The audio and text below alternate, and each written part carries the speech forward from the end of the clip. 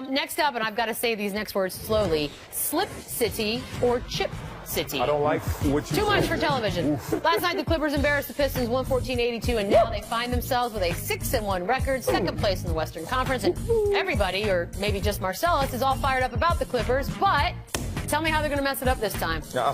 Whatever. First of all, we're not in second place. We're tied for first. Does that sound good? Yeah. No, actually, we are in second place. We have the same records, so don't do that.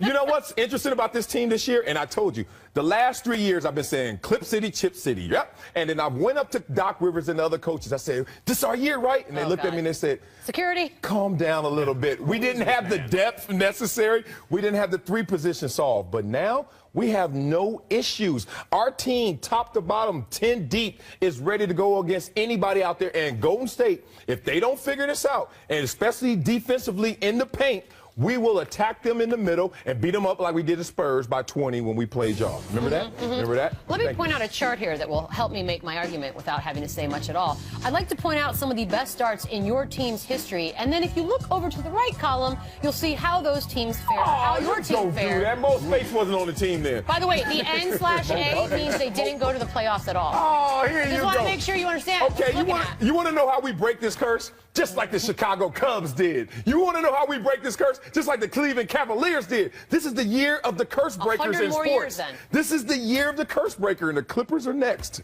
Yes. Yes. In the best interest of the economy words that gets us to the snake video quicker. Yep. I will say this. I said before the season, I think this is about time for the Clippers to take that step and be involved in this conversation. I'm in on the Clippers if they can avoid. We know injuries have been a problem for them, for key players in the last few years. Some of that internal strife in that building keep Blake from punching anybody that works on the staff. As long as you can avoid any of that stuff in there that would derail that, they've got the talent in place. They've got a good enough team to make a run here. You found out the hard way. I'll bet you whatever you want right now. Oh, let's go. Whatever. Okay, deal. Yep, deal. I want a 1960-something Cadillac. Chef Curry with a shot. Last night, Steph Curry dropped buckets. Looked something like this. Man. He was 13 for 17 from beyond the arc, which set a new NBA single-game record for three-pointers. That being said, he did do it against a winless Pelicans team that is holding Anthony Davis hostage. Now, the question was, are we supposed to be impressed by this? The only reason I'm going to say no is because we just watched him give up his streak. What was it, 157 straight games with a three? Yeah. Gave it up against the Lakers, which means now you're starting right back at 1. And so I'm just not impressed. I'm not impressed, but they don't impress me anymore. Maybe I'm ignorant. Maybe I'm an idiot. I'll take all of it.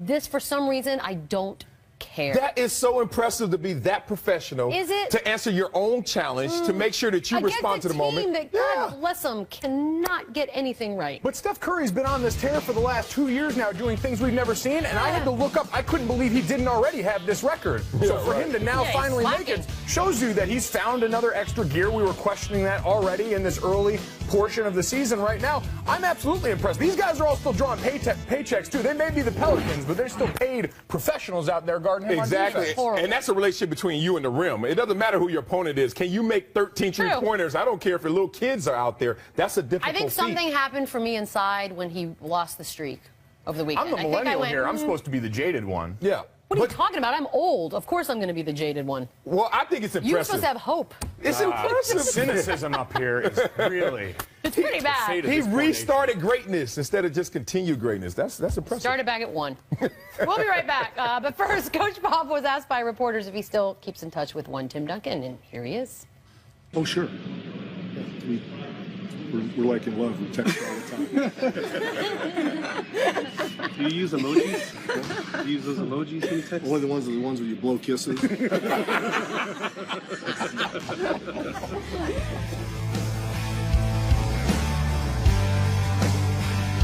Is Mike Golick Jr. And we have to start with Richard move. Get it? Last night, Richard Sherman jumped offside and just kept running right through the leg of Bills kicker Dan Carpenter. Now, no penalty was called for unnecessary roughness, which surprised almost everyone except Richard Sherman. Take a listen. I went to block the kick. I'm not going to let him make a kick. So when it called offsides, I'm not going to let him have a free play. So that's not how I played. They didn't blow the whistle, so I played until the whistle was blown. Now, they seem to think that it was intentional, that it was a dirty play. Was it? I went straight for the ball. I didn't go for the kicker. I slid for the ball. He should have not kicked it. Ridiculous. Absolutely ridiculous. He was offsides, then dove at our kicker's leg while he's in motion. Yeah, it's a dirty play. Don't worry, Dean Blandino has weighed in, confirming it was unnecessary roughness. But the Bills are acting like it's the dirtiest play of all time, Marcellus. Is it? It's up there. I mean, I really can't imagine a play that's dirtier because of a guy's conscious movements and conscious actions, and he knows he's wrong through the entire process. Let me take you through this. Playing defensive end before, I've jumped off sides numerous times, and every single time I did it, I knew I was off sides. But I'm not going to stop until you tell me to stop, because I'm waiting on the officials to make the call. So already, he's cognizant that he's off sides. Rule number 1 that you violated. Rule number 2 that you violated is you never block a kick this way.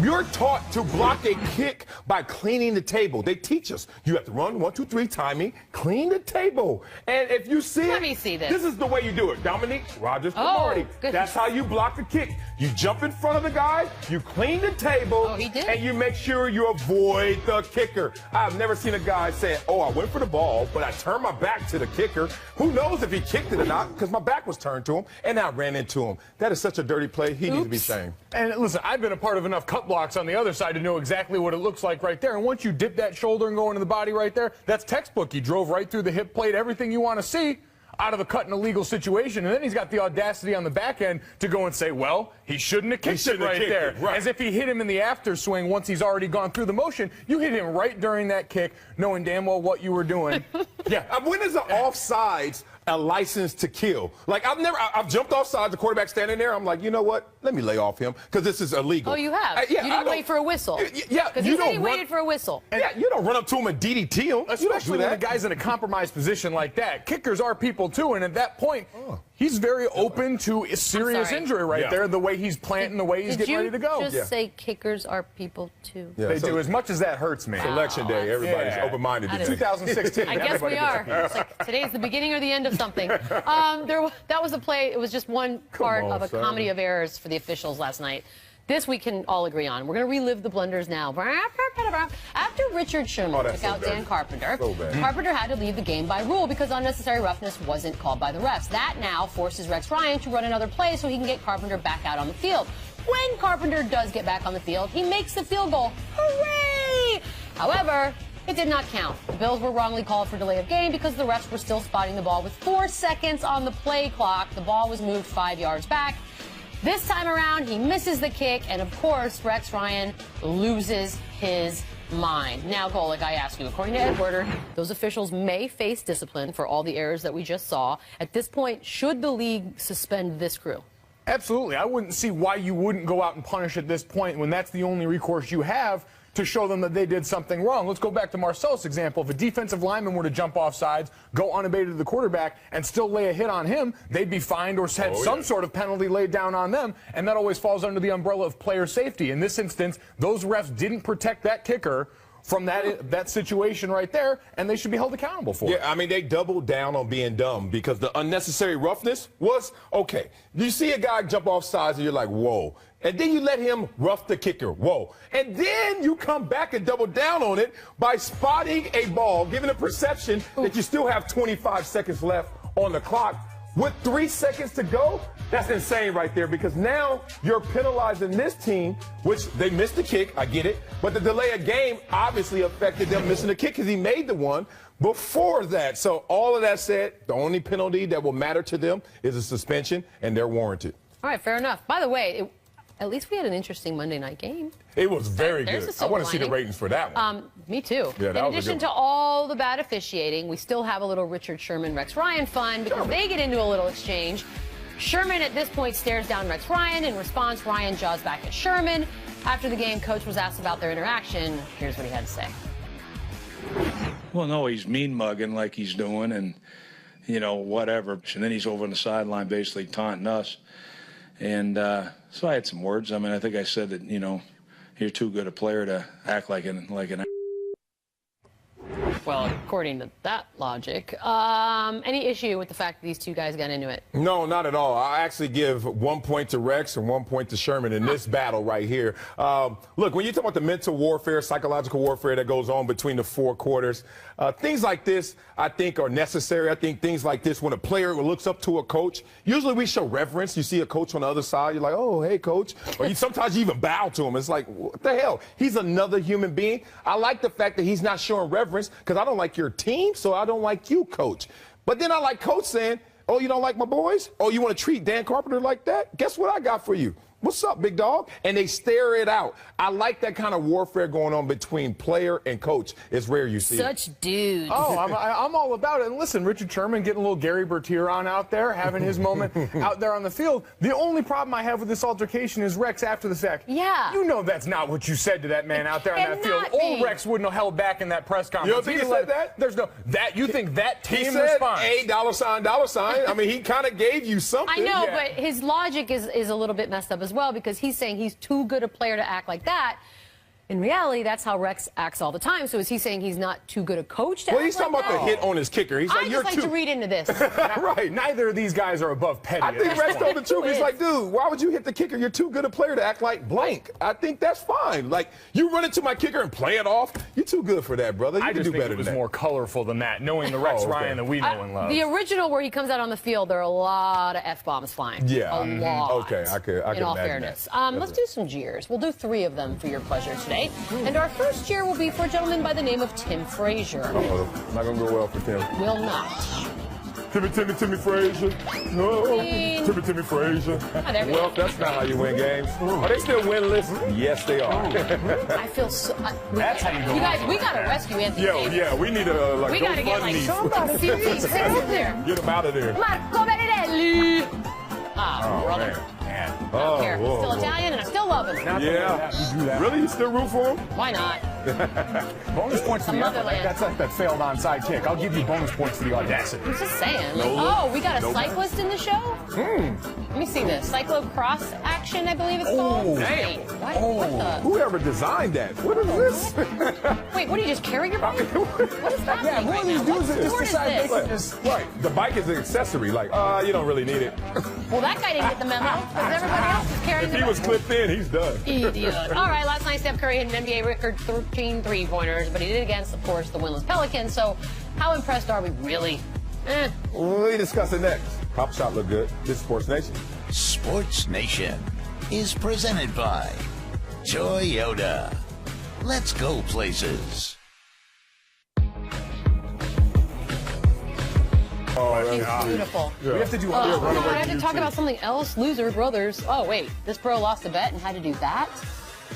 Bros continue to advance chugging culture and the gotta be technology around it in a way I never thought possible. You guys are idiots. Some part of that is like, cool. Really. Some part of that is really cool. You never see women doing stupid stuff like this. You never. Look at how did she make the 30-footer? I mean, that's what it is.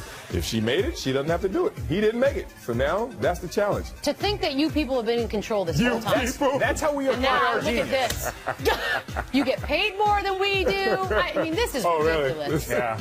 Okay, well, maybe not everywhere. It's a gender issue, huh? For a lot of Not places. a stupidity 70 issue. cents on the dollar to chug. Winning. Take a listen. Oh, no. Fans are excited. One more miss. And you know what that means. Free chicken sandwiches for everybody tomorrow. Actually, for the next week. Everybody's eating. Everybody's happy in Verizon Center. Marcellus, look what they wrote in the teleprompter. They called you Portly and Bigly. Portly and Bigly. Bigly. And they want to know if you think that a chicken sandwich eases all the pain. Absolutely it does. Let me tell you, I remember going to a college football game and they lost. It was New Mexico, I remember. And it was at Qualcomm and they got beat down. But they were excited because they had In-N-Out catered after the game. Come They were on. all pumped up. I was like, the it can best. ease the pain, brother. Listen, we're all going to forget the outcome of that last World Series. What we're not going to forget are the free tacos coming our way. Amen, brother. There it is. I Our couldn't say it fine better friends myself. there. There it is. Oh. Winner, Randy Moss, who made an impressive one-handed salmon catch last night up in Seattle, of course. What's more impressive, that or that? I think the Catching fish. or kicking? I think catching the fish. Okay. Yeah, and then letting him high-five you with fish sauce coming at you. Did you watch the It's high just five? fish guts for Yeah, fish but watch the slime. high five. Splash, splash. Oh, He did oh, one-handed. nasty. That's See, we pretty don't have the good. video. None of this is impressive as Shefty going through the dodgeball gauntlet there back in Bristol with that crew. Oh, you're None going of this there. matters. Oh, yeah. Watch the baby iguana video, and if you haven't voted, go do it now. You've got time. And watch it from the beginning. Oh, God.